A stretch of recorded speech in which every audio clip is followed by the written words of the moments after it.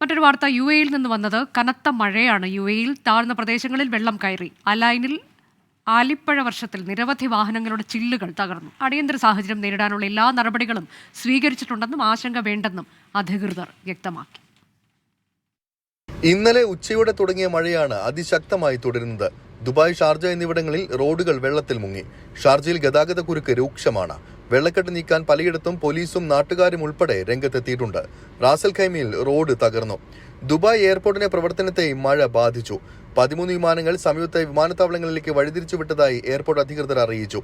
Dubai, Abu Dhabi, Sharjah എന്നിവിടങ്ങളിൽ ഒരു അറിയിപ്പുണ്ടാകുന്നതുവരെ പാർക്കുകളെല്ലാം അടച്ചിട്ടിരിക്കുകയാണ്. Dubai global വില്ലേജും ഇനി ഒരു അറിയിപ്പുണ്ടാകുന്നതുവരെ അടച്ചിടും. അബുദാബിയിലെ BAPS ഹിന്ദു മന്ദിറിൽ സന്ദർശനത്തിന് ഇന്ന് നിയന്ത്രണം ഏർപ്പെടുത്തിയിട്ടുണ്ട്. അലൈനിൽ എല്ലാ ടണലുകളും അടച്ചു. ഇതുവഴിയുള്ള ഗതാഗതം പൂർണ്ണമായി വഴിതിരിച്ചുവിട്ടു. പൊതുജനങ്ങൾ കഴിയുന്നതും വീടുകളിൽ തന്നെ കഴിയണമെന്നും സ്വകാര്യ ജീവനക്കാരെ വീട്ടിലിരുന്ന് ജോലി ചെയ്യാൻ അനുവദിക്കണമെന്ന് സ്ഥാപനങ്ങളോടും UAE തൊഴിൽ മന്ത്രാലയം നിർദ്ദേശിച്ചിരുന്നു. വാഹനയാത്രക്കാർ പരമാവധി ജാഗ്രത പുലർത്തണമെന്ന് അധികൃതർ നിർദ്ദേശം നൽകിയിട്ടുണ്ട്. നാളെ വരെ രാജ്യത്ത് ശക്തമായ മഴ തുടരുമെന്നാണ് മുന്നറിയിപ്പ്. 24 ദുബായ്.